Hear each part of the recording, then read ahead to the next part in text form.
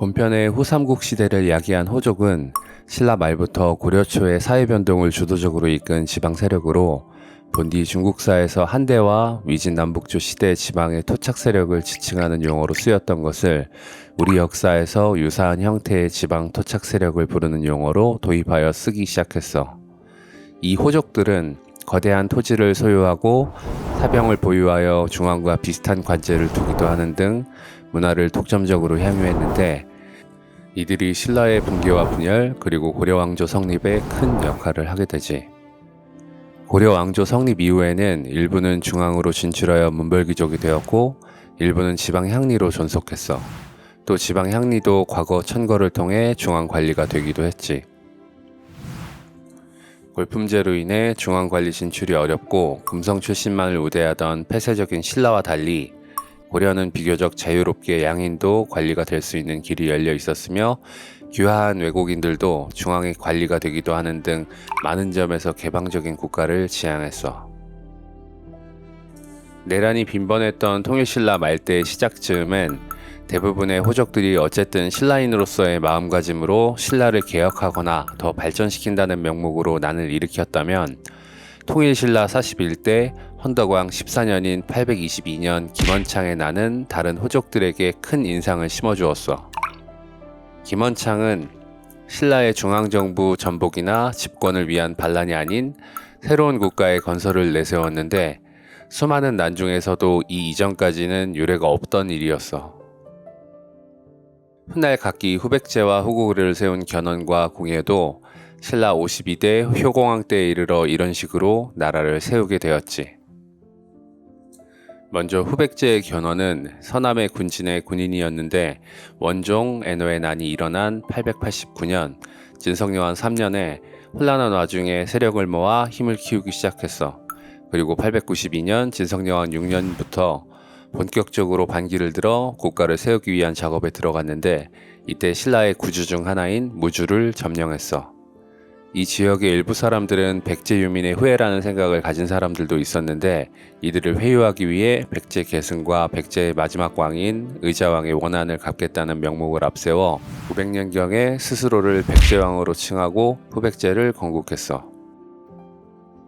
후 고구려를 세우게 되는 궁예는 강원도 영월군 세달사의 승려였어. 그의 출생이 신라의 왕자였다든지 진골귀족 가문 출신이었다든지 많은 추측이 있지만 정확한 출생은 명확히 알려져 있지 않아. 이 궁예는 신라 각지에서 농민봉기가 계속되는 혼란한 와중에 큰 야망을 품고 891년 절을 떠나 죽주 지역의 호족이었던 기헌의 부하로 들어가게 되는데, 기헌이 세력이 기울자 이듬해 892년 곧바로 북원의 양길의 수하로 들어갔어. 하지만 2년여 만에 894년 명주에서 사졸들의 신망을 얻어 장군으로 추대되었고, 독자적인 세력을 구축하고 양길을 배반했어. 896년에는 송악의 유력한 호족 왕건 가문을 수용하면서 송악을 도읍으로 하여 나라를 건국할 준비를 시작했어. 송악은 지금의 개성이야. 이때 양길 역시 897년 국원 등 30여 개의 성을 차지하며 강원, 영서지방과 충북 일대를 차지하며 세력을 키우고 있었어. 이 양길은 자신을 배반한 궁예가 세력을 키우는 것을 못마땅하게 여기고 있었지. 마침내 899년 7월에 송악의 궁예와 남한강 일대에 큰 세력을 이루던 양길의 군대가 맞붙게 되는데, 결과는 궁예의 대승이었어. 이후 900년 부하 왕건에게 명하여 광주, 당성, 청주, 괴양 등의 지역을 공격하게 하여 평정하는데, 양길의 지역과 세력권을 모두 궁예가 차지하게 되고, 세력이 커진 궁예는 마침내 901년 후고구려를 세우게 되었어. 궁예가 국호를 고려라고 한 것은 당시 해당 지역에 거주하던 고구려 유민들의 호응을 기대한 것이기도 했고, 앞서 건국한 견훤의 후백제를 의식한 점도 작용했을 거야. 이 궁예의 후고구려의 정확한 국호는 후고구려가 아닌 고려야. 고구려도 장수왕 이후로 대내외로 공식 명칭은 고려였는데, 고구려 역시 구분을 위해 장수왕 이후로도 고구려로 부르고 있고, 이 공예의 고려도 이후 왕건의 고려와 구분짓기 위해 공예의 고려는 후고구려라 부르고 있어. 이 901년 후고구려 건국시의 궁예의 후고구려는 통일신라 시기에 명주, 삭주, 한주의 상당 부분을 지배하게 되는데 904년에는 국호를 마진으로 고치고 연호를 무태로 정했어. 그리고 신라의 관제를 따라 중앙정치 조직을 정비하는데 신라의 화백회의 같은 광평성이라는 행정강부를 설치하여 호족연합들의 각종 의견을 수렴하여 국가를 운영해 나가기 시작했어. 905년에 철원으로 천도하고 이후 909년경엔 통일신라 영토의 3분의 2를 차지하는 전성기를 누리게 되지. 911년엔 국호를 태봉으로 다시 고치는데 이때부터 궁예는 불교경전 20여 권을 짓고 스스로 미륵부를 자칭하고 본인과 두 아들을 신격화하며 왕권 강화를 도모했어. 이 과정에서 미륵관신법을 통해 부하들의 비밀을 알 수 있다는 해괴한 주장을 펼치며 전제주의를 추구하자 일부 부하들과 호족들의 마음속에서 반감이 생겨나기 시작했어. 또한 전쟁 수행과 신정적 전제주의를 유지하기 위해 농민들에게 과중한 세금을 부과함으로써 민심도 궁예에게서 점점 떠나기 시작했지. 마침내 918년 6월 홍유, 배현경, 신승겸, 복지겸 등의 사인의 마군 장군과 일부 세력들이 왕건을 추대하고 궁예를 왕위에서 축출하면서 궁예는 왕실에서 쫓겨나고 말았어. 궁예가 나라를 세운 지 18년째 되는 해였지. 그의 최후는 정확하게 알려져 있지 않아. 왕건은 918년 고려 건국 직후 많은 고생을 하게 되는데 즉위 5일 만에 정변 동지였던 당궁예파 환선길의 모반을 겪고 이후 이흔함, 임춘길, 진선 등이 모반을 일으키고 웅주, 운주 등 10여 지방 세력들이 후백제에 귀부하기도 하는 등 쉽지만은 않은 시기를 보내게 되지. 어쨌든 이렇게 왕건이 고려를 건국하자 후백제의 견훤이 일길찬 민극을 파견하여 왕건의 즉위를 축하하는데 사실 이 무렵 고려와 후백제는 잦은 세력 다툼을 벌이고 있었어. 견훤이 920년 신라의 대야성을 함락시키자 신라 경명왕이 고려에 도움을 청했어. 신라가 친고려 정책을 추진하자 견훤은 927년경 금품성과 고울부를 습격하고 이어 경주로 진격해 포석정에서 경명왕의 후대인 경혜왕을 살해하고 왕의 족제인 김부를 왕으로 세웠어. 족제란 성과 본이 같은 사람 중 같은 학년의 9벌인 남자를 부르는 말이야. 이에 왕건이 신라를 도우려 군사를 동원했으나 공산 싸움에서 견훤에게 크게 패배하고 말았어. 이후 후삼국 시대의 가장 막강한 세력으로 부상한 게 바로 후백제의 견훤이었어. 이 시기 이후 경순왕의 신라는 거의 모든 영토를 후백제와 고려에 넘겨준 상태였는데 금성과 그 근처 정도만 힘이 미치고 있고 그 금성조차 견훤의 반종속국 상태로 남아 있었어. 이 견훤은 10명 이상의 아내를 두었는데 이들에게서 왕자가 여럿 있었어. 이 중 넷째 아들인 금강을 특별히 사랑해서 금강에게 왕위를 물려주려 하자 금강의 형인 신검, 양검, 용검은 근심이 많아졌어. 이에 신검이 음모를 꾸며 935년 3월 금강을 죽이고 견훤을 금산사에 유폐하자 견훤은 석 달간 금산사에 머물다 나주로 도망쳐 고려 왕건에게 의탁하게 되었어. 왕건은 속적이었던 견훤을 받아주었어. 오히려 극진히 대접하여 양주를 시급으로 주고 상보에 벼슬을 내렸지. 이즈음 경순왕의 신라는 거칠고 난폭한 견훤의 후백제에 표면적으로는 종속된 듯 보였으나 견훤보다 비교적 유하고 점잖았던 왕건의 고려에게 물밑으로 많은 교류를 하고 있었고 실질적으로 고려의 보호를 받고 있는 보호국의 상태였어. 그런데 시국이 분명하게 고려에 유리하게 흘러가는 것을 지켜본 경순왕과 신라 귀족들은 더 이상 보호국의 처지에서 나라를 유지하는 것이 의미 없다는 결론에 이르게 되었어. 그런데 그 견훤마저 고려에 귀부해오자 마침내 935년 김봉휴로 하여금 왕건에게 항복하는 국서를 전하게 하며 천년 신라의 역사는 막을 내리게 되지. 신라왕의 투항과 후백제 견훤의 의탁으로 한반도 통일의 명분이 선 왕건은 4만 3천의 군사를 이끌고 신검의 후백제 지역이었던 일선군으로 진격했어.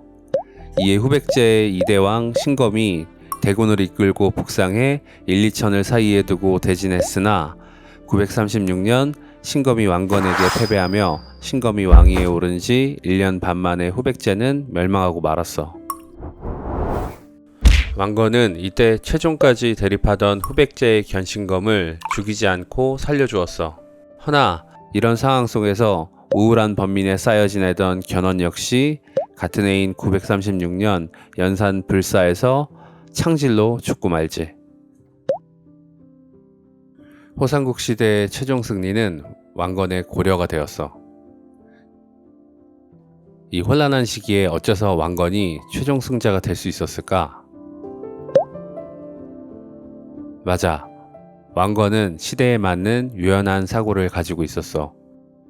강하고 완고했던 견훤이나 본인 개인 중심의 전제주의를 추구한 궁예와는 달리 호족 세력들이 강성했던 시대에 맞추어 호족들을 포섭하고 달래고 수용하며 천천히 힘을 키워갔지.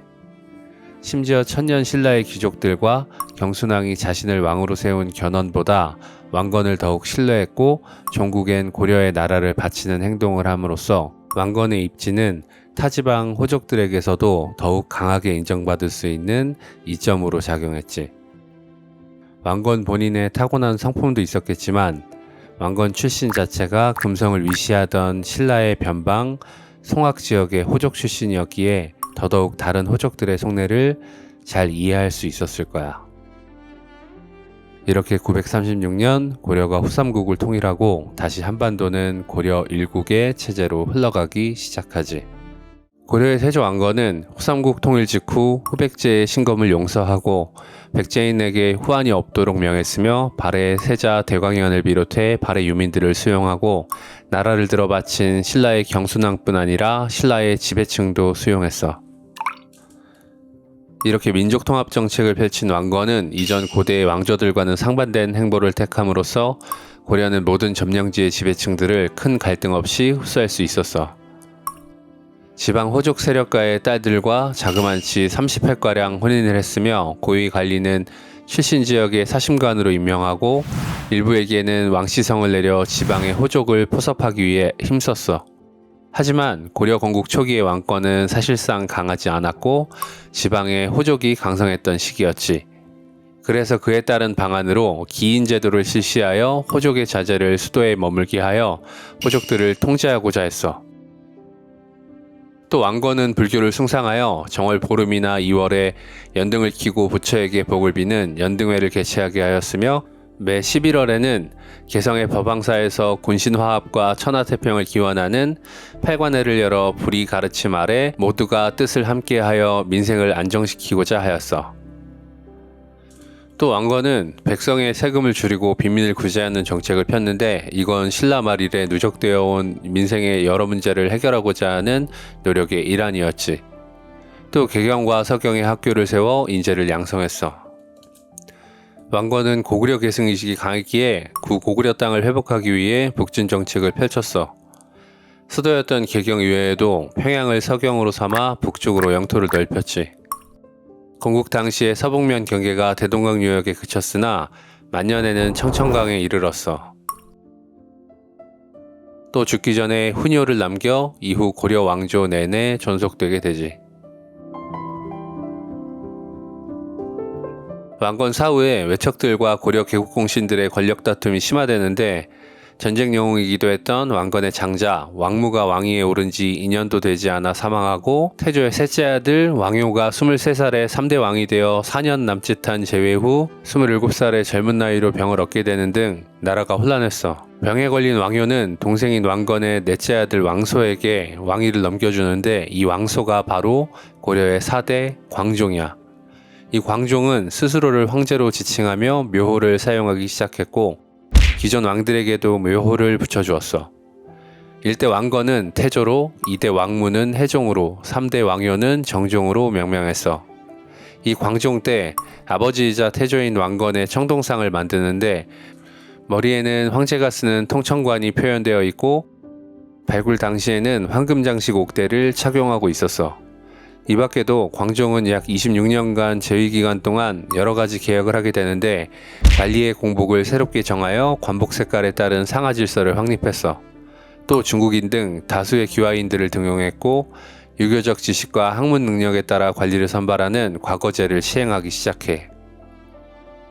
과거제는 문과, 잡과, 승과로 나뉘어 각각 문관, 기술관, 승려를 뽑았어. 과거 응시는 법적으로 양인 이상이면 가능하였으나 실제로 문과는 귀족이나 향리의 자제가 주로 응시했지. 광종은 특히 중앙집권 강화에 힘썼는데 개혁의 일환으로 노비안건법을 실시하여 호족들이 소유한 불법 노비들을 양민의 신분으로 해방시켜 호족들의 경제적 기반을 약화시켰어. 전대 정종 때부터 시작된 반대 세력 숙청은 광종 제위 후반에 이르러 거의 무차별적으로 행해지면서 광종은 후대에 폭군으로 비판을 받기도 했어. 광종은 자신의 생각에 반하는 자들은 호적과 개국공신뿐 아니라 조카들도 죽였으며 이후 왕이 될 태자까지도 의심했다고 해. 이후 태자가 왕이 되었을 때 옛 조정의 신하로 남아있던 이들이 도합 40명이 되지 않았다고 전해지고 있어. 이렇듯 이 시기에 공신과 호적을 숙청하여 이후 문벌귀족의 대두를 야기하게 되지. 이렇게 중앙집권에 총력을 기울였던 광종의 사후 장남인 왕주가 고려 황제가 되는데 5대 경종이야. 경종은 20살에 즉위하여 26살에 요절하는데 그 짧은 재위기간 동안 정종, 광종의 숙청으로 혼란해진 고려 조정을 안정시키고 976년 전시과를 제정하여 고려 토지제도의 기초를 다지는 등의 치적을 남겼어. 이 고려의 전시과는 신라의 노급처럼 표면적으로는 관리에게 복무의 대가로 나눠주는 영토나 밭이었는데 이 당시 전시과의 실상은 중앙귀족이 된 호족들이 본인들이 점령하고 있던 영토를 그대로 영위할 수 있게 해주려는 명목상의 정책이었어. 5대 경종 사후 왕이 된 6대 성종은 강력하고 안정된 왕권을 바탕으로 통치체제를 정비하게 되는데 최승로의 시무 28조를 받아들여 유교를 국가의 통치 이념으로 삼게 되지. 성종은 지방 주요 거점인 12목에 중앙의 관리를 파견하여 호족들의 관리를 강화했으며 태조 때 정해진 개경, 서경에 추가로 신라의 수도였던 경주를 동경으로 하여 삼경체제를 만들어 삼경을 중시하는 정책을 폈어. 다만 15대 숙종 때 남경을 설치하면서 동경은 퇴색되고 이후 개경, 서경, 남경을 삼경으로 삼는데 이 중 남경과 서경은 현재까지도 남한과 북한의 수도로서 주요한 역할을 하고 있어. 또 유교교육을 중시하여 중앙인 개경엔 국자검을 설치하고 지방에도 향교를 세워 유학교육을 통해 중앙집권 강화에 힘썼어. 이때 실력 있는 일부 호족들과 구신라의 육도품 계통에 속하는 유학자들이 점차 정치를 주도하기 시작하는데 이들을 기반으로 고려는 출신과 혈통을 중시하는 골품제 사회에서 관인지배 체제를 지향하는 문벌귀족 사회로 변화하기 시작했어. 성종 때 과거제뿐 아니라 음서제를 실시하면서 이 문벌귀족들의 지위가 자손 대대에 걸쳐 계승되게 되지. 그리고 성종은 고려의 관제에 당의 삼성육구제를 도입했는데 이에 더해 송나라의 제도인 중추원과 삼사를 도입하고 고위관료 합의기관인 도병마사와 식목도감을 두어 중요한 정책은 귀족들과 합의하여 처리하기 시작했어. 최고 관서인 중서문화성에 문화시중을 중심으로 국정을 운영했으며 중추원을 두어 군사기밀과 왕명의 출납을 담당하여 귀족들이 직접적으로 왕권을 견제하지 못하도록 했어. 상서성은 육부로 나누어 중추원을 통해 받은 왕명을 집행하는 역할을 했고 삼사는 국가의 재정을 관리했으며 어사대는 관리의 비리를 감찰했는데 이 어사대의 관원과 중서문화성의 일부 관리를 대간으로 불렀어. 이 대간은 감찰뿐 아니라 정치의 잘잘못을 논하기도 하고 사회 풍속을 감시하기도 하는 등의 역할을 또 했지. 또 6대 성종 12년인 993년에 태조 때부터 대립각을 세우던 거란의 소손영이 고려를 80만 대군으로 침략하는데 이게 바로 1차 고려 거란 전쟁이야. 거란의 침공을 받은 고려의 대신들은 크게 동요하며 거란에 항복하고 북쪽의 땅 일부를 내어주자는 할지론을 내세우는데 이 고려의 신하들 중 서희만이 유일하게 거란의 속내를 꿰뚫고 있었어. 이 서희는 전쟁의 승패는 군사의 강약에 있는 것이 아니라 틈을 잘 보아 움직이는 데 있을 뿐이라고 하며 할지론을 비판했어. 그리고 80만 대군 역시 공갈이며 본인이 직접 가서 단판을 짓겠다고 했지. 마침내 서희가 소손영이 머물고 있는 봉산군으로 갔어. 그런데 소손영이 먼저 대국의 귀인에게 절을 올려 예를 갖추라 라고 하자 서희는 무슨 말인가? 양국의 대신이 대면을 하는 자리에서 절을 하는 예의는 없다 라고 하며 숙소로 돌아가 버렸어. 소손영이 서희의 기계에 놀라 결국 뜰에서 서로 마주절을 한 뒤 동서로 마주 앉아 이야기를 시작했어. 소손영이 말하길 고려는 신라 땅에서 일어났고 고구려 땅은 우리 거란의 것이다 라고 말하자 서희가 말하길 우리 고려가 고구려를 계승한 나라요. 나라 이름도 고려라고 부르고 서경을 국도로 정했지 않소. 오히려 귀국의 동경이 우리 영토이건을 어찌 우리가 침범했다 하시오 라고 말했어. 이에 소손영이 고려는 거란과 국경을 접하고 있는데 어찌 바다 건너 송나라와만 교류하는가 하고 본색을 드러냈어. 사실상 침략 목적은 당시 고려가 당시 거란과 대립 중인 송나라의 편을 들 것을 우려해서였음을 간파한 서희는 이렇게 말했어. 고려와 거란 양국의 국교가 통하지 못하는 것은 여진이 길을 막고 있기 때문이요. 우리가 여진을 쫓아내고 고구려의 옛 땅을 회복하여 거란과 교류하겠소 라고 말했어. 이에 소손영이 수긍하였고 서희는 본래 목적인 거란군의 철수는 물론 고려는 강동 6주의 땅을 가질 명분을 얻게 되었지. 당시 거란과 고려 사이에는 이후 금나라를 건국하는 여진족들이 세력을 이루며 살고 있었는데 거란이나 고려에 그때그때 복속되거나 제후국으로서 존재하고 있었어. 사실상 거란과 고려의 완충지대이기도 했으며 섣불리 점령하면 서로를 자국할 수 있는 지역이었는데 이 서희의 단판으로 여진족 영토의 일부인 고려 북쪽의 강동 6주에 무혈 입성할 수 있었던 거야. 또한 소손영에게 낙타 12, 말 100필, 양 1000마리와 비단 500필을 선물로 받아 돌아오게 되었지. 이에 거란은 송과 고려의 협공에서 명목상 안전을 보장받았으며 고려 역시 거란의 침공에서 벗어날 수 있었어. 서희는 이 단판 이후 거란의 재침공에 대비하여 강동 6주 지역 2년 동안 요새화하는 데 힘쓰다 결국 성종 15년 자리에 눕게 되었고 개국사라는 절에서 요양하라 하는데 이때 성종은 직접 문병을 가기도 하는 등 지극정성을 다했지만 997년 성종이 먼저 승하하고 이듬해 998년 서희가 사망하게 되지. 이 6대 성종은 일찍부터 왕송을 차기 왕으로 정했고 17살의 왕송이 왕이 되는데 7대 목종이야. 이 목종은 성종의 조카이자 사위였어. 조카이자 사위라니 정말 이상하지. 고려 초창기 1대 태조부터 8대 현종 때까지 근 100년 동안 고려 왕실은 근친혼이 빈번하게 행해졌어. 도덕적 규범에서 많이 벗어난 부분이라 교과서에도 실리지 않고 수십 년 전만 해도 이를 감추거나 굳이 언급하지 않으려는 학자들도 있지만 우리가 고려 왕조를 이해하는 데 반드시 필요한 부분이기에 우리는 이에 대해 알고 넘어가야 한다고 생각해. 이 목종의 가계도를 살펴보면 숭유정책을 펼치던 고려 왕조가 근친혼을 금지하던 유교적 관념에서 많이 동떨어진 것을 확인할 수 있어. 이는 초기 고려의 왕조가 사실상 그 어떤 것보다 왕권 강화와 왕실 내부의 결속을 우선하였는지 처절하게 보여주는 부분이라고 볼 수 있어. 어쨌든 고려 중기부터는 왕권이 강화되어 점점 더 조계혼을 많이 하기 시작했어. 11대 문종 때 사촌간 금옥령이 내려지고 1096년 15대 숙종 때 육촌간 금옥령이 내려져 대내외적으로 근친혼을 금지했지.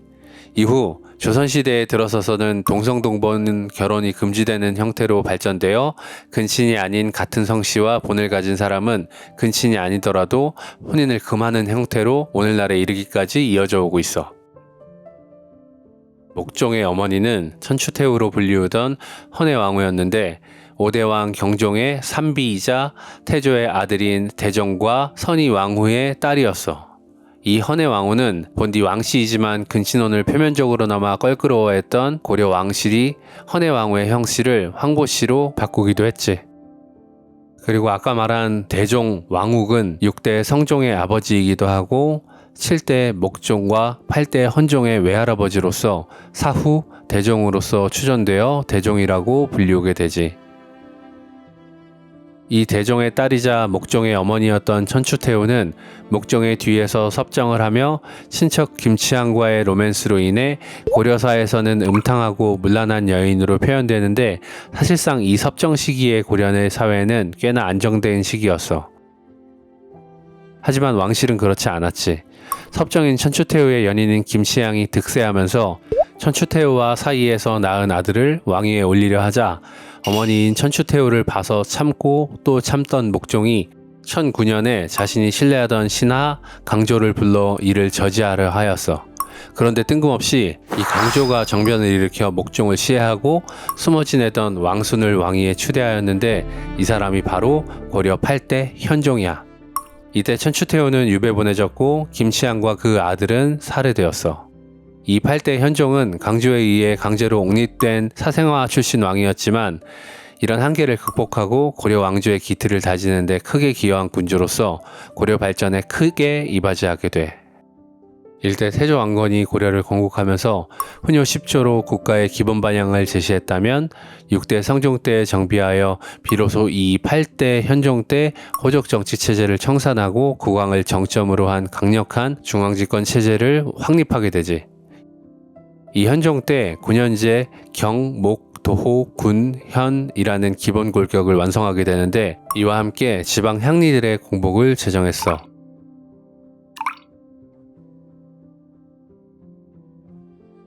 이 향리는 자신의 직책을 자손에게 물려줄 수 있다 보니 언제든 기존 호적과 같은 형태로 중앙에 반목할 수 있었기에, 이 현종 때 향리들도 중앙의 신하로서의 명목을 확고히 하기 위해 공복을 제정하여 지방 통치를 강화했지.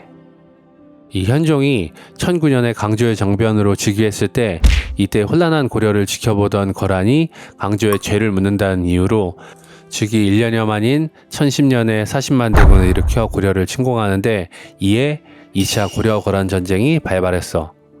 사실상 명목은 강동 6주를 되찾고 송나라와의 사이에서 송나라 편을 드는 것을 다시 한번 견제하고자 하는 목적이었던 거야. 이때 강조가 패배하고 개경이 함락되었으며 현종은 나주까지 피난을 가게 되었어. 이때 거란이 현종의 입조를 조건으로 내걸고 군사를 물렸는데, 현종이 입조를 거부하자 1018년 현종 9년에 거란이 다시 고려를 침공하여 3차 고려-거란 전쟁이 발발하게 되지. 입조란 황제국에서 외국이나 신하국의 왕이 인사를 드리러 본국에 방문하는 걸 말하는 거야. 이 3차 고려-거란 전쟁에선 고려 장수 강감찬의 활약으로 고려가 연승했고, 거란군은 퇴각하다 강감찬에게 기주해서 패해 거의 전멸하게 되었어.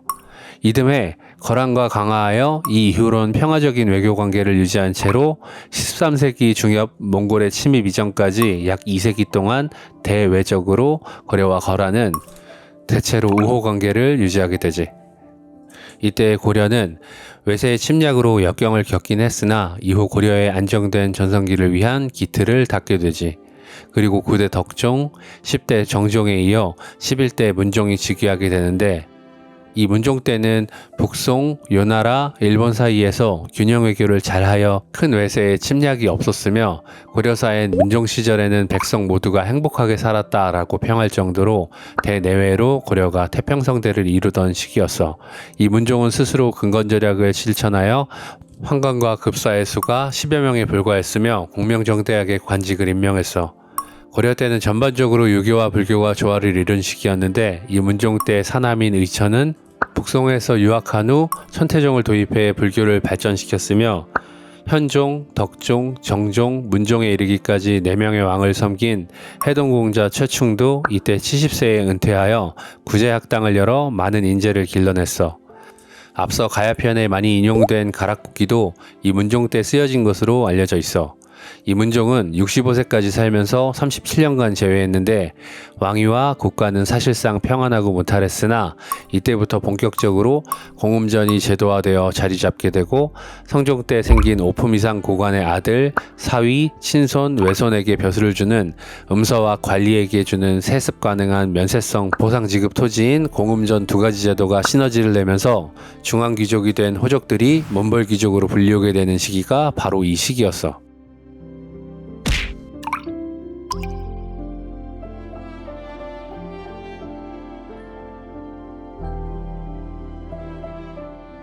이들은 점차 과거와 음서를 통해 관직을 독점하기 시작했으며 자기들끼리만 혼인관계를 맺어 나갔는데 특히 왕실과의 혼인을 독점하여 본인들의 문벌을 높이고 정권을 장악해 나가기 시작했어. 이 대표적인 문벌귀족은 이 문종 때부터 인종대까지 80년간 정권을 잡고 있던 외척으로서 세력을 키우는 경원 이씨가 있는데 이후 인주 이씨, 인천 이씨로 말하는 건 이 경원 이씨와 같은 이씨야.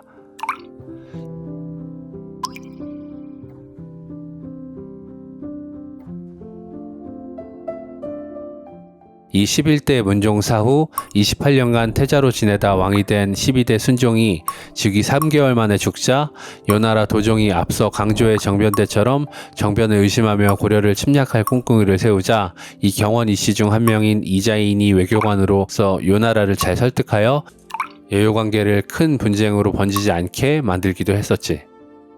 11대 문종의 장남이었던 12대 순종의 사후 문종의 차남이 왕이 되는데 13대 선종이야. 선종은 혼란한 가운데 왕이 되었는데도 불구하고 아버지인 문종을 닮아 재위기간 내내 북송, 요나라와 어깨를 나란히 하며 동아시아를 주도하여 고려의 전성기를 계속 이어나갔지. 다만 선종은 한 가지 오점을 남기는데 후사를 정하는 데 있어서 모두가 주목하던 동생 계림공 왕위가 아닌 영특하지만 병약한 장남 왕욱을 후계로 삼은 거야.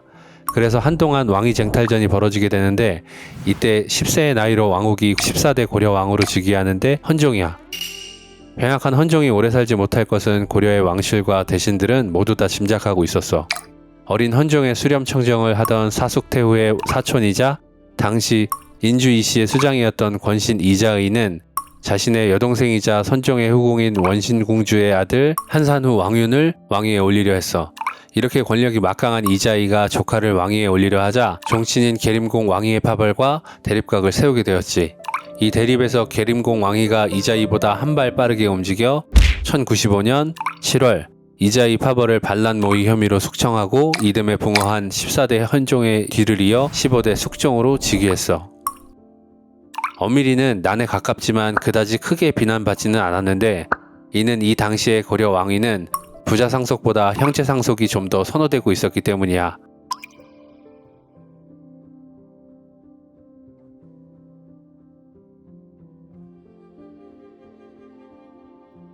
이 숙종은 동생이자 문종의 사남이었던 의천대사를 통해서 불교를 통합하고 왕권을 강화하려 했는데 북송에서 유학한 의천을 건으로 화폐를 발행하기도 했어. 그리고 숙종이 1096년에 유학자들의 주장을 받아들여 6천인의 근친혼을 금하는데 사실 이는 대를 이어 또는 겹사돈같이 자기네들끼리만 혼인을 올려 세력을 강화해 나가던 몬벌귀족을 견제하기 위함이었어.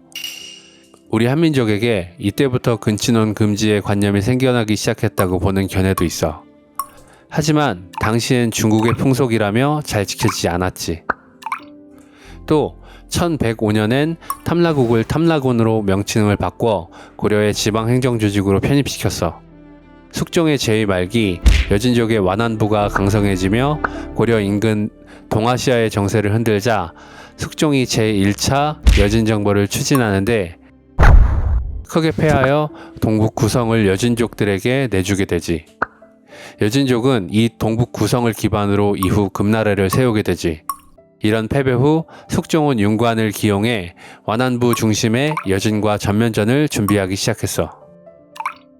사실 서희의 단판 때 외교만으로 여진족이 거주하던 강동 6주를 거란과 고려가 주고받을 정도로 당시 여진족의 인식은 고려인들에게 제후국이나 야인무리 정도로 생각되며 무시했는데 이런 여진족에게 패배한 숙종이 얼마나 당황스럽고 화가 났었는지 알만도 하지.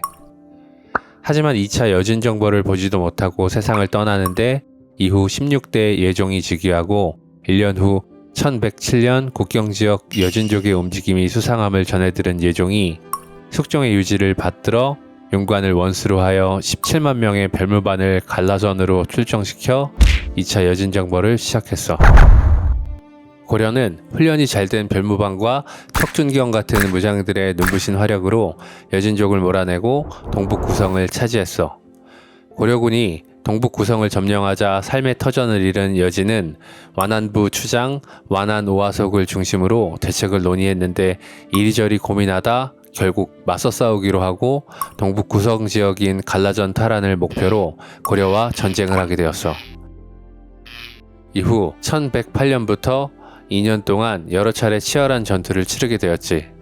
이 와중에 1109년 5월 6만의 여진족에 포위당한 길주성을 구원하던 오연총의 고려군 7만 병력이 공엄진 전투와 갈라수 전투에서 여진에게 대패하고 곧바로 타길성을 빼앗기자 고려는 여진정벌이 불투명해지게 되었어.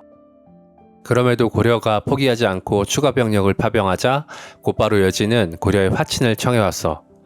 생각보다 피해가 컸던 고려 역시 이를 수용함에 따라 전쟁이 종결되게 되었지. 그리고 동북 구성을 여진족들에게 반환하게 되었어. 이 여진정벌은 당시 세력이 커진 여진족의 위협 완화에는 성공했지만 동북 구성을 차지하여 성을 쌓고 병목을 틀어막겠다는 윤관의 전략은 지형을 전혀 고려하지 못한 계책으로 완전히 실패한 전략이 되고 말았어. 특히 이 실패한 고려의 여진정벌로 인하여 민족의식이 비교적 옅었던 여진족들이 동북 구성을 탈환해낸 완안부를 중심으로 뭉치기 시작했고 이후 1115년엔 금나라가 세워지게 되는 결정적인 계기가 되었지. 예종은 이때 여진정벌의 실패로 몬벌귀족들을 달래는 와중에 인천 이씨 일족 중 이자겸의 둘째 딸을 이비로 들였는데 왕비가 된 지 1년여 만에 훗날 인종이 되는 왕해를 낳았어. 이후 예종은 장인인 이자겸과 가깝게 지내게 되는데 이자겸은 막강한 정치적 역량을 지닌 장인어른 최사추의 후광까지 입어 인천 이씨는 이자겸을 중심으로 다시 권력을 되찾게 되었어. 이자겸은 외손주인 왕해를 예종 이후 왕으로 세우고 싶어 했지만 예종 때까지는 아직 힘이 크지 못했어.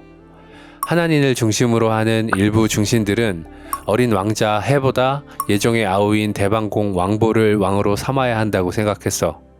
이 두 세력은 서로 논쟁을 벌이며 파당을 이루기까지 했지. 하지만 예종 역시 장남이 왕이 되길 원했기 때문에 부왕하기 며칠 전 미리 하나님을 불러 왕해에게 국세를 전달하고 신하들을 모두 불러 왕해가 후계가 될 것임을 알렸어. 1122년 16대 예종이 죽고 장남 왕해가 13세의 나이로 고려 17대 인종이 된 거야. 자, 이제 어떤 일이 벌어졌을까? 13대 선종이 14대 헌종을 후대로 세웠을 때처럼 16대 예종이 17대 인종을 후대로 세우자 대방공 왕보를 위시하는 종친 세력과 신진 세력이 반발하게 되었어. 하지만 대립 끝에 15대 숙종에게 패배했던 사촌형 이자이와 달리 이자겸은 신진 세력을 대표하는 하나님을 죽이고 종친인 대방공 왕보와 인종 즉위 반대파였던 60여 명을 모두 유배 보내버렸어. 게다가 자신의 셋째 딸과 넷째 딸을 차례로 인종과 결혼시켜 인종의 왕비로 삼게 하면서 정치 권력을 독점하게 되지.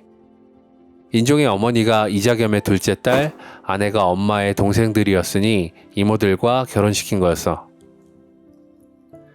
이때부터 이자겸은 문벌귀족 폐해의 끝을 보여주는데 그의 자식들과 친척들이 조정의 요직을 독차지하고 다른 사람의 재산을 강제로 빼앗았으며 막내 아들 승려 의장은 교정의 고위직에 임명시켜 종교계에서도 영향력을 가지게 되었어. 고려사엔 이자겸과 그의 세력들이 받은 뇌물과 선물로 수만 근의 고기가 썩어났으며 토지를 강탈하고 남의 수레로 자신의 물자를 수송하자 백성들이 스스로 자신의 수레를 때려 부셨다고 해. 이자겸은 송나라에 사신을 보내 자신을 지군국사로 칭했으며 인종에게도 지군국사로 책봉해달라고 강요했어. 한마디로 자신이 모든 왕의 권한을 가지고 섭정하겠다는 뜻이었지. 이에 더 이상 어린아이가 아니었던 18세의 인종은 이런 이자겸의 무례한 행동에 무척 화가 났어. 측근인 내시지우 김찬과 내신옥사 안보린을 통해 동지추밀원사 진옥연을 포섭하여 왕명으로 이자겸과 척춘경에 체포할 것을 요청했어. 여진정벌에도 공을 세웠던 척춘경은 이자겸과 사돈지간이었는데 이 시기 이자겸과 함께 권세를 누리고 있었어. 밀지를 받은 진옥연과 일부 무신들은 척준신을 못마땅하게 여기고 있던 차에 이 요청을 수락했어. 1126년 2월 25일 진옥연이 상장군 오탁, 대장군 권수, 장군 고석과 공에 들어와 척춘경의 아우 병부상서 척준신과 아들인 내시 척순을 죽이자 소식을 들은 이자겸과 척춘경이 병사들로 궁궐을 포위했어. 형제와 아들이 죽어 분노한 척춘경은 궁궐을 불태웠고 이자겸은 이 사태에 가담했던 모든 사람을 처벌했어. 이때 이자겸이 인종을 대면하고 다그치자 인종은 이자겸에게 왕위를 넘기겠다는 조서를 내리는데 이자겸은 조정 대신들의 눈치를 보고 있었어. 이 와중에 같은 집안의 육촌형 이수가 군신의 예를 들어 이자겸을 나무랐고 같은 집안의 이공수와 관료인 김부식 등이 양위를 반대하고 나섰어.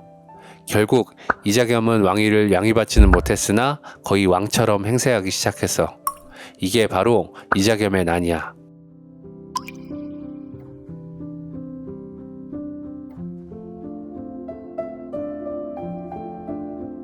또 이때 이자겸은 인종을 자신의 사택인 중흥택 서원에 연금하고 모든 정사를 자신이 주관하였는데 이 와중에 인종이 척춘경에게 사람을 보내어 이자겸을 제거하고 공을 세우라고 부추겼어. 때마침 이런저런 우연이 겹쳐 갈등이 생겼던 이자겸과 척춘경은 결국 사위가 소홀해졌지. 결국 척춘경이 1126년 5월 이자겸을 제압하고 영광으로 유배 보내는데 같은 해 12월에 이자겸이 등창으로 죽고 말았어. 이때 이자겸이 영광에서 해풍에 말린 조기를 먹고 굴비라고 이름지어 인종에게 헌상하였는데 영광굴비의 어원은 이 이자겸이 지었다고 전해 내려오고 있어. 그리고 오래지 않아 척춘경 역시 이전 공궐방화와 왕명불복을 되새기는 정지상의 상소를 계기로 귀양 보내지게 되었어.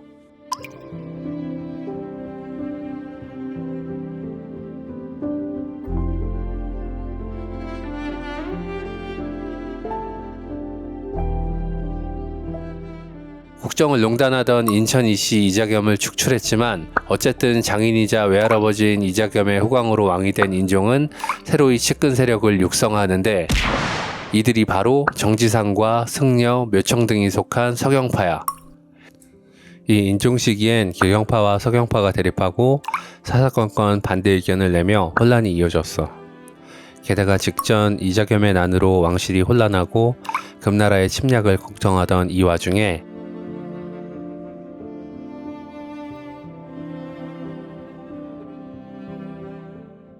서경파의 묘청이 풍수지리 사상을 운운하며 이렇게 말했지. 서경으로 천도하면 금나라가 예물을 가지고 스스로 항복하여 올 것이며 36국이 모두 신하가 될 것입니다. 인종은 고민했으나 개경파들과 김부식 등의 거센 반대로 결국 서경천도는 무산되고 말았지. 그런데 그렇게 끝났던 것이 아닌 이 묘청이 1135년 인종 13년에 서경에서 대위국을 선포하고 난을 일으켰어. 인종은 김부식을 총대장으로 삼아 묘청의 난을 1년여 만에 제압하였으나 앞선 이자겸의 난과 연이은 묘청의 난으로 인해 고려 왕조는 흔들리기 시작했어. 이때 난을 제압한 김부식은 경쟁자들을 숙청하며 권력이 더욱 막강해지게 되지. 그런데 어느 날 날의 연회 중에 김부식의 아들이자 내시였던 김돈중이 무신 정중부를 만만하게 여겨 수염을 태우자 정중부가 김돈중을 두들겨 팼는데 김부식과 문신들은 오만한 김돈중이 아닌 피해자 정중부를 비난하고 질책했어. 이때 정중부를 비롯해 해당 사건을 지켜본 무신들은 기득권이었던 문신들을 향한 큰 반감이 생겨났지. 이렇게 인종 말기부터 기득권이었던 문불 귀족들과 그 아래서 차별받던 무신들과의 대립이 시작되었어. 참고로 이 시기 문벌귀족을 대표하던 김부식은 관직에서 물러난 후 인종의 명을 받아 8명의 관료들과 함께 삼국사기를 지어 1145년 인종 사망 1년 전에 완성하여 인종에게 바쳤어. 이 삼국사기는 현세에 정말 중요한 역사적 사료로 활용되고 있지. 인종이 붕어하고 장남인 18대 의종이 왕위에 올랐어. 의종 제위 초기 의종은 왕권을 쥐락펴락하던 문벌귀족을 견제하기 위해 무신인 이의방, 의의민 등을 발탁하여 무신에게 힘을 실어주었어. 하지만 결국 문신들의 반발로 무신의 권력이 축소되었고 다시 문신 위주의 체제로 돌아가 무신들을 더욱 업신여기기 시작했어. 의종도 차츰 향락에 젖어들어 문신들과 어울리며 유람을 다녔는데 이들이 노는 동안 문신들은 왕의 호위로 경무에 시달리게 되었어. 이 와중에 문신들은 계속해서 무신을 무시하고 업신여겼지. 이에 의의방과 이고가 이전 인종 때 김돈중에게 순환을 당했던 상장군 정중부를 만나 불만을 토로하고 역무의 계획을 세우기 시작했어. 이 당시 김부식의 버릇없던 그 아들 김돈중이 좌승선이 되어 의종을 보필하고 있었는데 이 김돈중은 눈치가 빨랐어. 이미 의종에게 무신들의 불만을 여러 차례 보고하며 예의주시하고 있었어.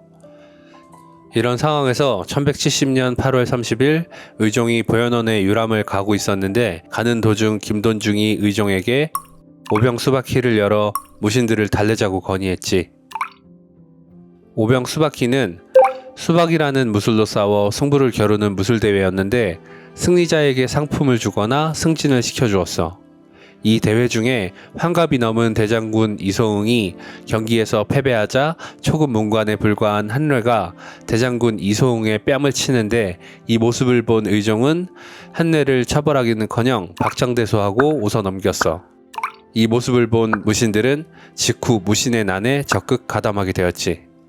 의종 일행과 후임 무신들이 오병수바키를 마치고 해질녘에 보현원에 도착하는데 무신들은 문신, 임종식, 이복기를 의종이 쉬고 있는 문 앞에서 죽여버리고 이소응의 뺨을 쳤던 한뇌도 의종의 눈앞에서 살해해버렸어. 이 와중에 눈치 빠른 좌승선 김돈중은 가막산으로 도망쳤는데 이 반난 이후 시정의 밀고로 결국 살해당하고 말았지. 반란을 일으킨 무신들은 개경으로 별동대를 파견해 점령하고 9월 1일 의종을 왕궁으로 끌고 왔어. 다음 날인 9월 2일 의종과 태자를 각각 거제현, 진도현으로 귀양 보내고 1170년 9월 3일 의종의 동생인 의경공 왕호를 왕위에 올렸어. 이자가 19대 명종이야. 이 명종 때 이후 24대 원종까지 약 100년간 고려는 문벌귀족 정권이 뒤로 물러나고 무신 정권이 주도하게 되지.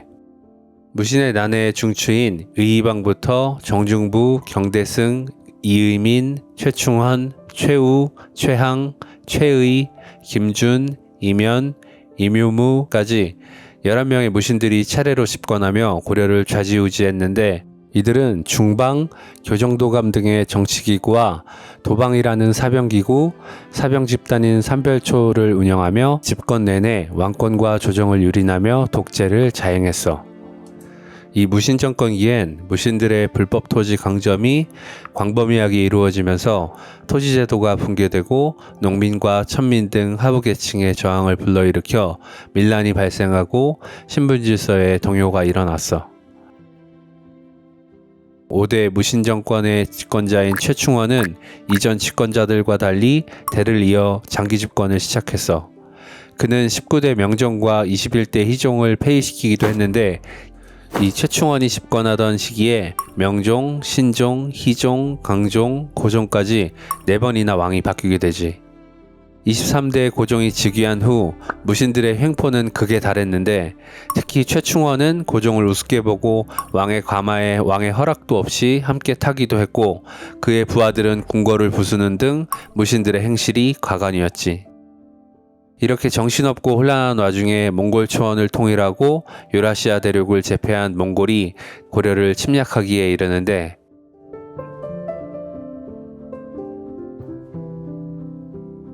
고려와 몽골의 관계는 1216년 강동성 전투에서 시작되는데 금나라의 지배를 받던 거란 유민들이 몽골로 인해 금나라가 위기에 처하자 거란족 야율류가가 1211년 요왕을 자칭하고 1216년 후요를 세워 고려를 침공했어. 1218년 고려, 몽골, 동하가 연합하여 강동성에서 후요의 거란족을 물리치는데 이 전투 이후 몽골이 고려에 사신을 보내 큰 은혜를 베푼 듯 행사하며 고려에 과중한 공물을 요구하기 시작했어. 그러다 고종 12년 1225년 1월에 몽골의 사신 저고여가 공물을 가지고 본국으로 돌아가던 도중 국경에서 강도에게 피살당하는 사건이 발생했어. 몽골은 이 사건을 빌미로 삼아 1231년 8월 고종 18년에 고려를 침공했어.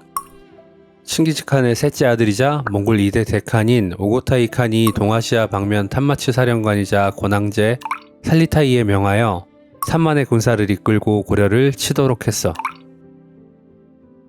이에 고려는 항전했지만 결국 수도 개경을 포위당하고 몽골과 강화를 맺게 되었어. 이렇게 1232년 3월 1차 침공이 종료되었지. 하지만 고려는 몽골에 순순히 항복할 생각이 없었어. 무신정권으로 최충원의 대를 이어 집권하고 있던 최후는 6월 강화도로 천도를 단행하고 몽골과 전투를 준비했지.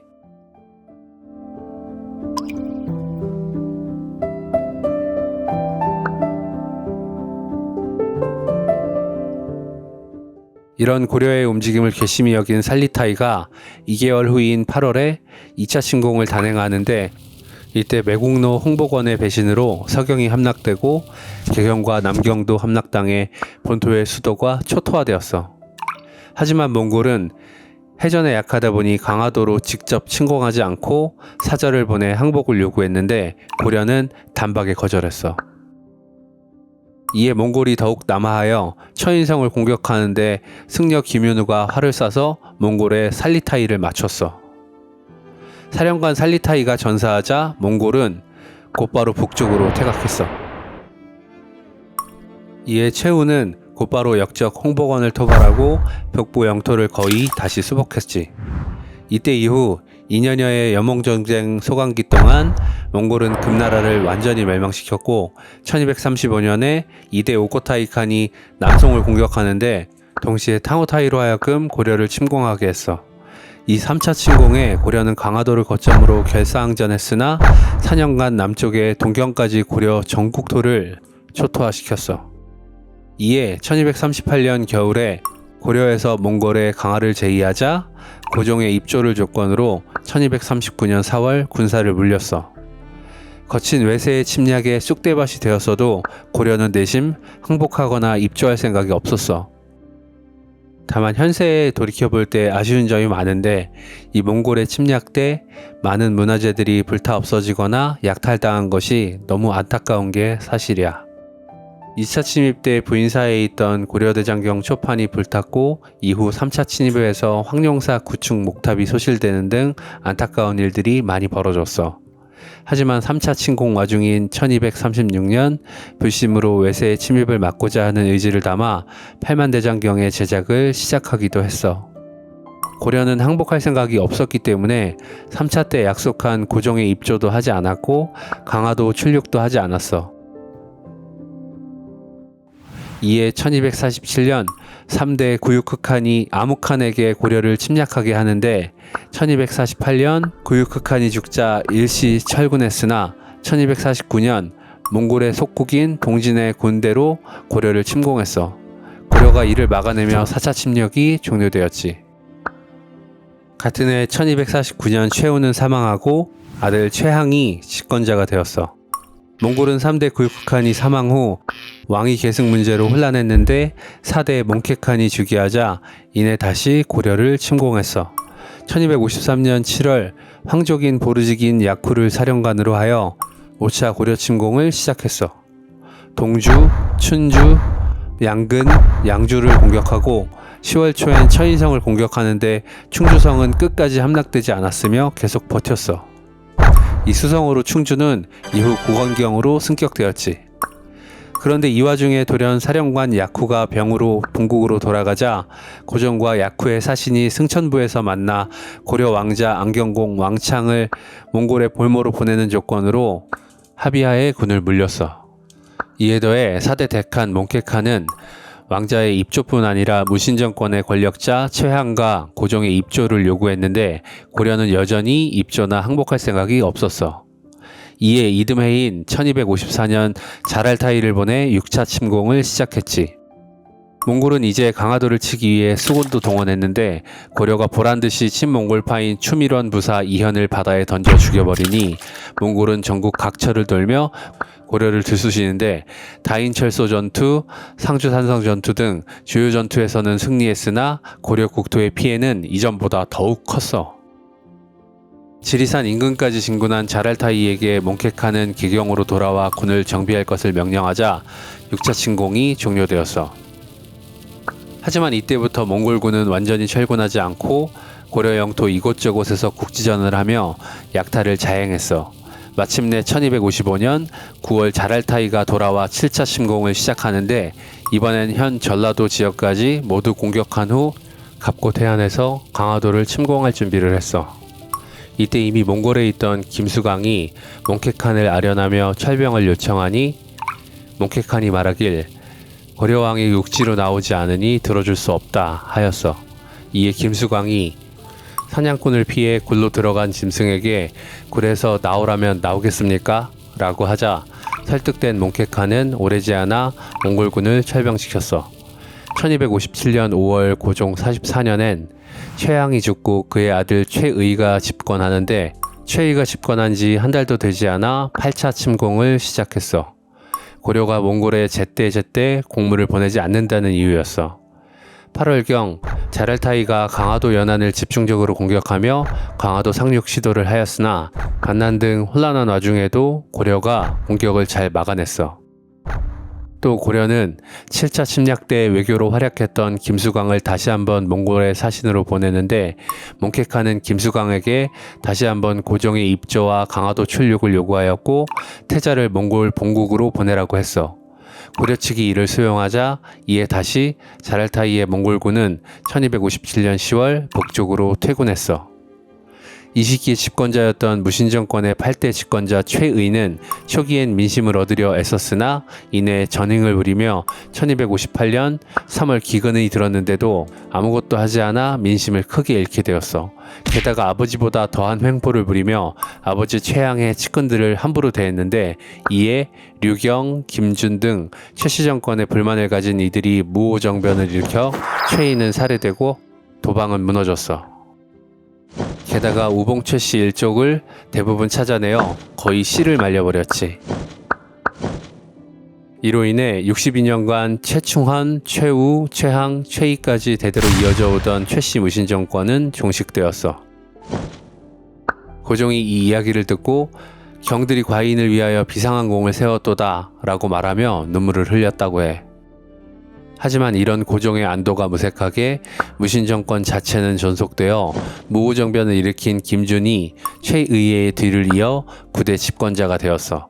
그리고 1258년 4월 몽골의 자랄타이가 9번째 고려 침공을 시작했는데 이유는 몽골이 이전 8차 침공 때 약속했던 고려 태자를 몽골에 보내지 않았다는 거였어. 최씨 무신정권이 끝난 후 김준이 집권한 고려는 여전히 항전을 택했지만 이전보다 좀 더 유연성 있는 태도를 취하게 되었고 결국 1259년 3월에 왕의 강화도 출륙을 약속하고 강화도에 성을 헐고 태자 왕전을 몽골에 보내는 등 강화할 의지를 확실히 보여주며 결국 9차례에 걸친 연봉전쟁은 막을 내렸지. 이 30년에 걸친 전쟁에서 고려는 말 그대로 쑥대밭이 되었어. 전 국토의 많은 도시와 건축물들이 불태워졌고 20만 명 가까이가 몽골에 잡혀가고 그 이상이 사륙되었어.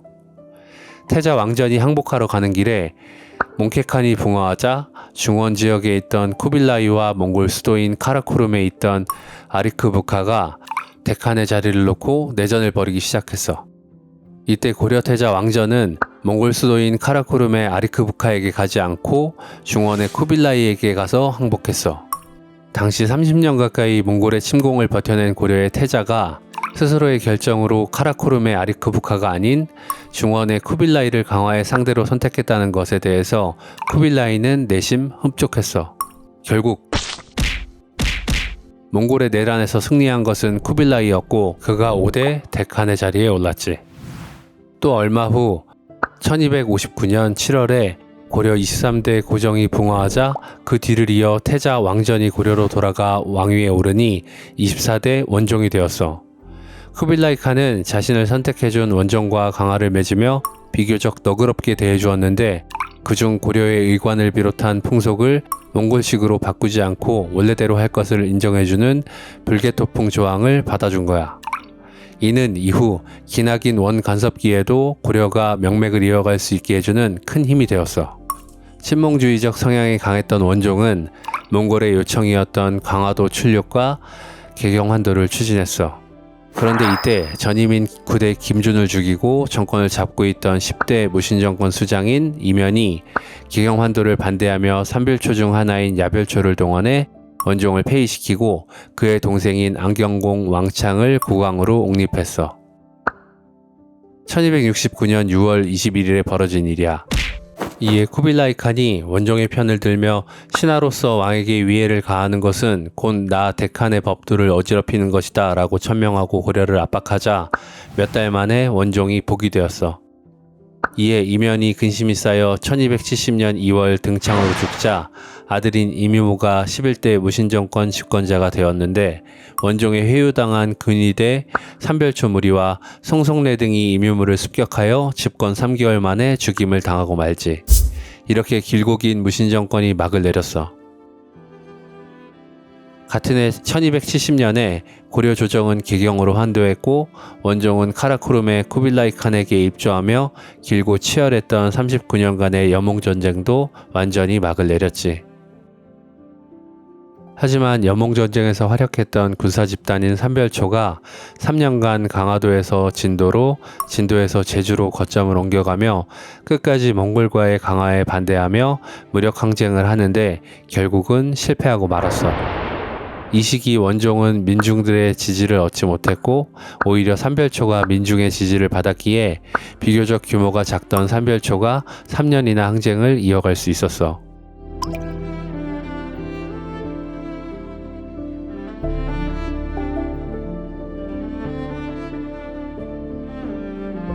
원종은 그간 실추된 왕권의 복원과 고려의 최소한의 방어책으로 몽골의 결혼동맹을 제안했어. 이후 세자 왕심이 쿠빌라이 칸의 막내딸인 보르지긴 쿠툴루켈미씨와 결혼하고 원종의 뒤를 이어 25대 충렬왕이 되면서 고려는 몽골의 부마국으로 격화되었어. 이 25대 충렬왕 때부터 마지막 34대 공양왕까지는 묘호를 받지 못하고 모모 왕으로 불리우게 되지. 1271년 쿠빌라이 칸은 수도를 몽골 고원의 카라코름에서 대도로 옮기며 나라 이름을 대원으로 하고 중국식으로 복식과 의례를 따름으로써 중국식 황제의 이미지를 만들려고 했어. 그리고 고려의 영토인 화주에 쌍성 총관부, 서경의 동령부 등을 설치하고 다루가치라는 관리를 파견하여 내정에 간섭하기 시작했어. 우리는 현재 고려의 이 시기를 원 간섭기라고 하고 있어.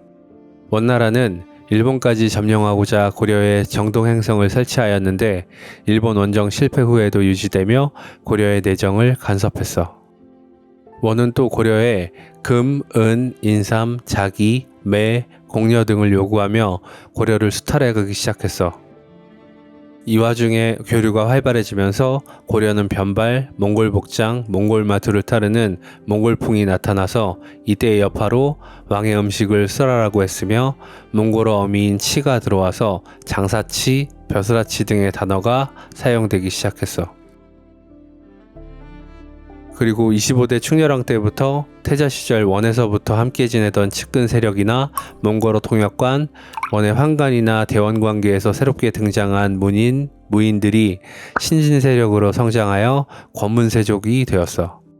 이들은 문학적, 유교적 소양과 거리가 먼 편이었으므로 권력을 함부로 휘둘러 마음대로 관직을 차지하고 매관매직을 하였으며 세금도 내지 않고 백성의 토지를 빼앗아 대규모 농장을 운영했어.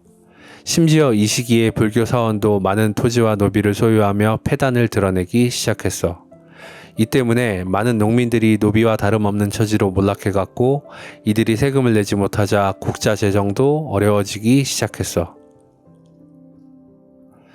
충렬왕은 1278년 원나라로 찾아가 20년 전 아버지 원종이 약속받은 불개토풍을 근거로 원나라 주둔군을 고려해서 철수시키고 다루가치를 내쫓았어. 하지만 이후 권문세족들이 나라를 망치는 와중에도 여색과 음주가무에 빠져 나라를 돌보지 않았지. 충렬왕은 세자 시절 원나라에서 1271년 제국대장 공주 보르지긴 쿠툴룩 켈미씨와 혼인했는데 왕위에 오른 후 얻은 무비라는 후궁을 더 총애했어. 당연히 제국대장 공주는 이를 시기했고 무비와 사이가 좋지 않았어. 그러던 1297년 어느 날 제국대장 공주가 사망하자 원나라에 볼모로 가 있던 세자 왕원이 고려로 돌아와 어머니의 죽음을 무비 일당이 벌인 일이라 보고 무비와 그녀의 측근 40여 명을 죽여버렸어. 총애하던 후궁을 아들이 죽인 것을 본 충렬왕은 어떻게 했을까? 놀랍게도 충렬왕은 아무것도 하지 않았고 그대로 왕위를 세자인 왕원에게 선위하며 왕위에서 물러났어. 이 왕원은 고려 몽골 혼혈로 제26대 충선왕이 되었어.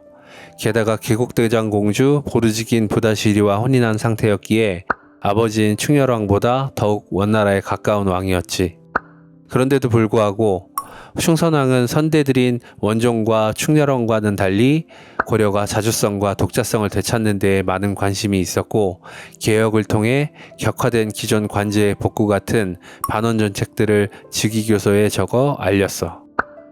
하지만 앞서 말했다시피 이 시기는 이미 권문세족으로 불리우는 세력들이 고려 조정을 차지하고 있었는데 이들은 원과의 관계에서 주도권을 잡은 이들이 대부분이었기에 충선왕의 개혁을 고깝게 생각하고 있었어.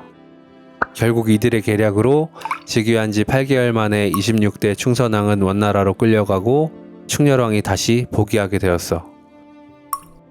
원나라에 끌려갔던 충선왕은 학식이 높았고 사리분별이 명확했기 때문에 원나라로 가서 대칸 계승 경쟁에 참여하여 카이산을 후원했는데 이 카이산이 3대 원황제가 되자 그 대가성으로 1308년 심양왕으로 봉해졌어.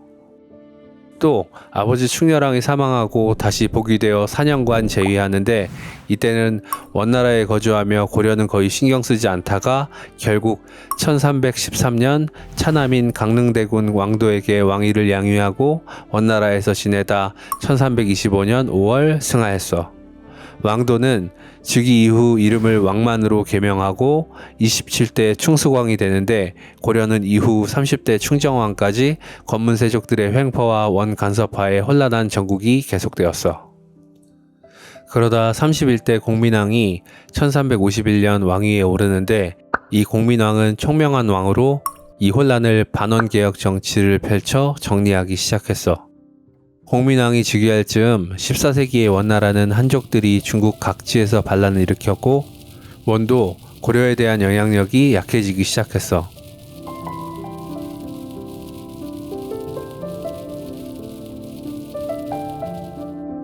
이에 반원개혁 정치를 본격적으로 펼치는데 몽골풍을 금지하고 1356년 반원정변을 일으켜 친원 세력들을 모두 숙청하였으며 격화된 관제를 복구하고 쌍성 총관부를 공격하여 원에 빼앗겼던 영토를 회복했어. 또 국자감을 성균관으로 개명하여 재정비하고 과거제를 국왕이 직접 최종 면접을 주관하도록 고쳤는데 이는 신진 세력을 발탁하기 위함이었어. 이 과정에서 정몽주, 정도전, 조준 같은 신진 사대부가 성장하기 시작했지. 신진 사대부들은 성리학을 바탕으로 권문세족의 횡포를 비판했어.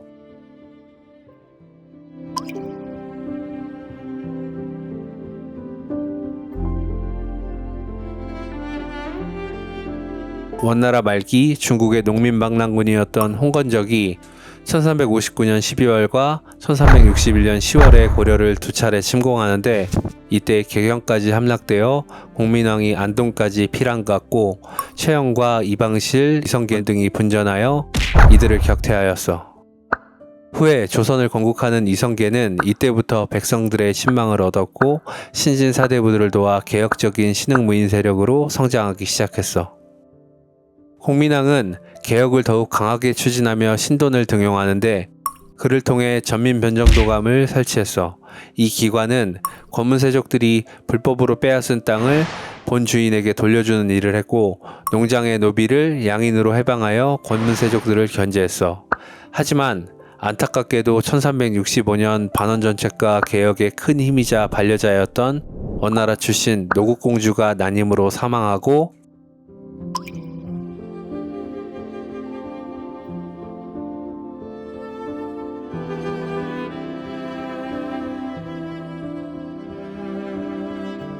이후 권문세족이 계략을 세워 공민왕과 신돈을 갈라놓아 신돈을 제거하고 그 공민왕마저 1374년 시종인 자제위 홍윤 일당에게 시해당하면서 그의 개혁은 실패하고 말았지. 시해 직후 곧바로 이이님 등이 홍윤 일당을 제거하고 왕후를 왕위에 추대하는데 32대 우왕이야. 우왕의 출생에 대해 말이 많은데 고려사와 조선시대의 역사서들은 우왕을 공민왕의 자식이 아닌 신돈의 자식으로 적고 있어. 우왕의 어머니의 신분이 신돈이 공민왕에게 바친 여종 반야였기 때문에 더욱 그런 소문을 부추기게 되었지. 우왕 제위 중에 현존하는 세계에서 가장 오래된 금속 활자 인쇄본인 직지심체 요절이 청주에 있는 흥덕사에서 간행되었어.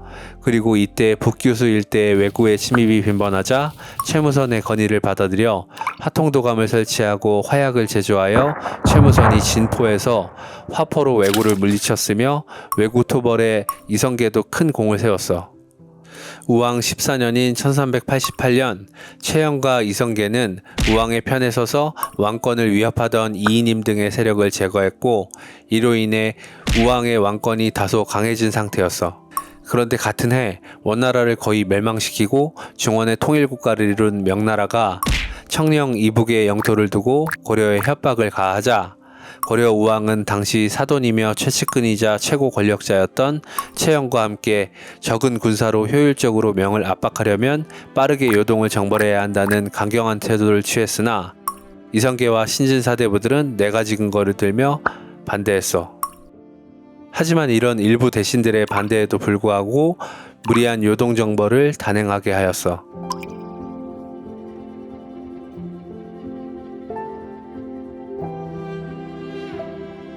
당시 70이 넘은 최영이 사령관으로 출진하려 했지만 우왕이 자신의 신변이 걱정되어 곁을 지킬 것을 명하자 조민수, 이성계 등에게 통솔권을 주고 요동으로 출진시키고 최영은 우왕의 곁에 남아 있었어. 그런데 북진하던 이성계가 위화도 근처까지 진군하였지만 계속 비가 내려 강물에 길이 막히고 군량과 질병 문제가 생기자 우왕과 최영에게 회군하게 해달라고 여러 차례 요청했으나 계속 거부하자 결국 조민수와 함께 위화도에서 회군하여 수도인 계경을 공격했어.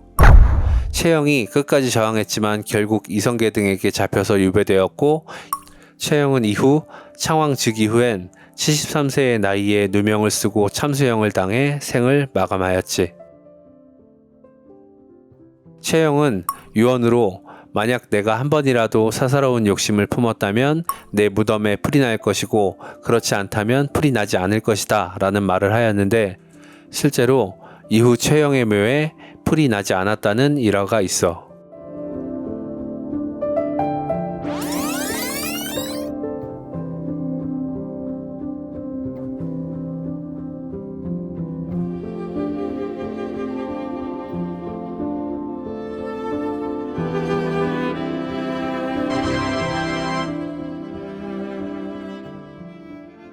이 위화도 회군 이후 우왕을 폐위하는데 이에 왕권을 노린 이성계가 차후 왕위를 선임받기 위해서 자신의 사돈인 왕효를 차기 고려국왕으로 옹립하고자 했어. 이에 같은 동지였으나 정적이 된 조민수와 이색이 이성계의 야욕을 알아차리고 본디 우왕의 아들이었던 8살짜리 세자 왕창을 즉위시키는데 33대 창왕이야. 하지만 창왕의 즉위를 주도한 조민수와 이색이 오래지 않아 정치에서 밀려나자 창왕은 허수아비 왕으로 전락하고 말았어. 이 창왕 시기에 정도전과 신진사대부들은 토지개혁을 시도했으며 박위가 대마도 정벌을 하는 등의 일들이 있었고, 이 와중에 이성계는 호시탐탐 어린 왕을 몰아낼 빌미를 찾고 있었어. 마침내 1389년 11월 앞서 말한 우왕의 출생을 문제 삼아 우창 비왕설로 구체화하여 창왕을 폐위시켰어. 이후 조선시대 역사서엔 우왕과 창왕을 왕우와 왕창이 아닌 신우와 신창으로 적고 있는데, 사실 현대 사람들은 조선 건국 세력들이 역성혁명의 정당성을 인정받기 위해 고려 말 역사를 윤색한 것으로 보고 있어. 창왕을 폐위시킨 이성계는 이전처럼 측근이자 왕족이었던 왕효를 34대 고려국왕으로 옹립하여 왕위를 선양받고자 했어. 이 왕효는 이성계에게 정치적 야심이 없다는 것을 계속 보여주며 왕이 되면 금방이라도 이성계에게 정권을 넘길 것처럼 행동했기에 이보다 더 적합한 인물은 없었던 거야. 그런데 34대 공양왕이 된 왕효가 왕위에 오른 후 뜬금없이 왕행세를 하며 정몽주와 함께 고려 왕조를 끝까지 지키려 했지만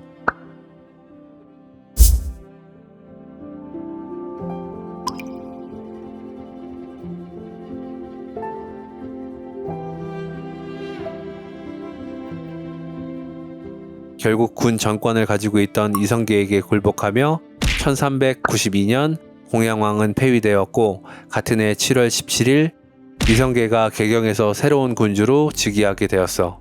이로써 고려 왕조는 태조 왕건이 나라를 세운 지 475년 만에 멸망하고 말았지.